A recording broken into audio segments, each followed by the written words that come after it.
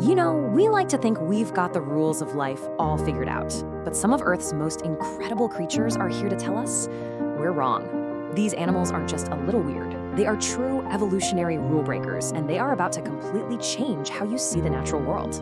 So, just for a second, picture a normal animal in your head. What'd you come up with? Let me guess. Something with a head, a brain in that head, maybe 4 legs, living somewhere with, reasonable temperatures and sunlight. Well, what if I told you that's just one way to do it, and that nature has cooked up some absolute masterpieces using a totally different set of blueprints? Okay, first up, the octopus. We think of a brain as the central command center, right? But the octopus just throws that whole idea right out the window. Sure, it has a central brain, but get this, 2/3 of its neurons are in its arms. Each arm can literally think for itself. It can taste, it can touch, it can make its own decisions. It's a distributed, decentralized intelligence that is just fundamentally alien to our own. Now, let's flip the script. From a solitary genius, we go to a deep ocean socialite, the sperm whale. This animal has a brain 6 times bigger than yours.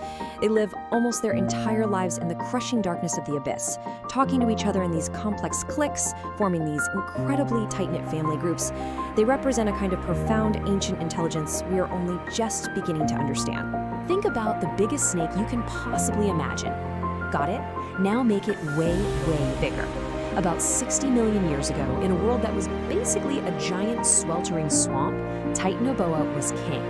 This thing was a prehistoric monster that pushes the absolute physical limits of what a snake can even be. And its existence tells us a fascinating story about a planet that was much, much hotter than ours is today. And finally, the emperor penguin. I mean, look, while pretty much every other animal flees the Antarctic winter, the male emperor penguin marches straight into it. They stand there for 4 months in total darkness, in unbelievably cold temperatures, all while starving themselves and balancing a single precious egg on their feet. It's a feat of endurance that honestly feels like it shouldn't even be possible. So our first deep dive is into intelligence. We humans tend to be a little biased, thinking it evolves one way, our way. But the octopus and the sperm whale, they show us that here on Earth, incredibly complex minds evolved at least twice on 2 completely separate branches of the tree of life. And when you put them side by side like this, the contrast is just wild. On one side, you have the octopus, this short-lived, solitary genius. Its intelligence evolved to solve physical puzzles in a complex 3D environment.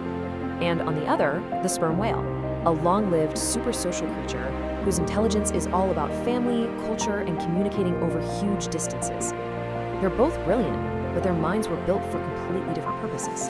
And yeah, that number, 6 times larger, it really hits home just how massive we're talking. A brain that big isn't just a bigger version of ours. It's wired differently. It has huge areas for processing sound, as you'd expect. But it also has the same special neurons, spindle cells, that in us are linked to things like compassion, love, and language. And here's the kicker. They've had them for 15 million years longer than we have.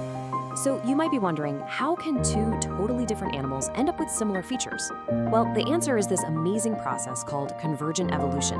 And there's no better example than the octopus eye. It has a lens, an iris, a retina, just like ours.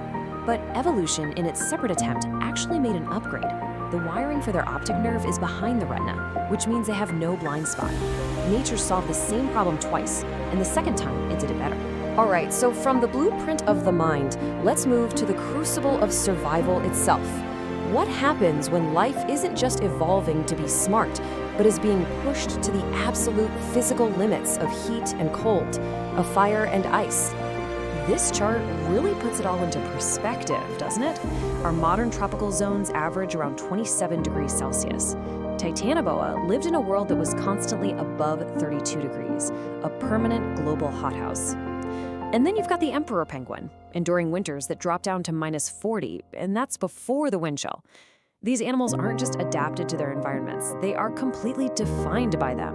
And here's the crucial part. A 15-meter snake like Titanoboa simply could not exist today. It was a cold-blooded animal, and its entire metabolism was supercharged by the relentless, baking heat of its world. That heat is what let it grow to the size of a bus and digest its massive meals. If the planet was cooler, the snake had to be smaller. Temperature, it turns out, sets the ultimate rules for what's possible. And then you go to the other extreme. and you find this incredible act of sacrifice. For 4 months, the male emperor penguin's entire world is reduced to one single job: keep that egg off the ice. He just stands there in the dark, starving, losing half his body weight. The only way he survives is the hug. It's this perfect leaderless system of shared warmth, where they constantly rotate, making sure nobody is stuck on the freezing edge for too long. It's just amazing. Okay, for our final theme, we're leaving the surface world completely. We're gonna dive deep into the ocean, into the abyss, a place where the crushing pressure, the extreme cold, and the total lack of light have created a completely different evolutionary playbook. And this one seems to favor giants. So as we go down, the rules change fast.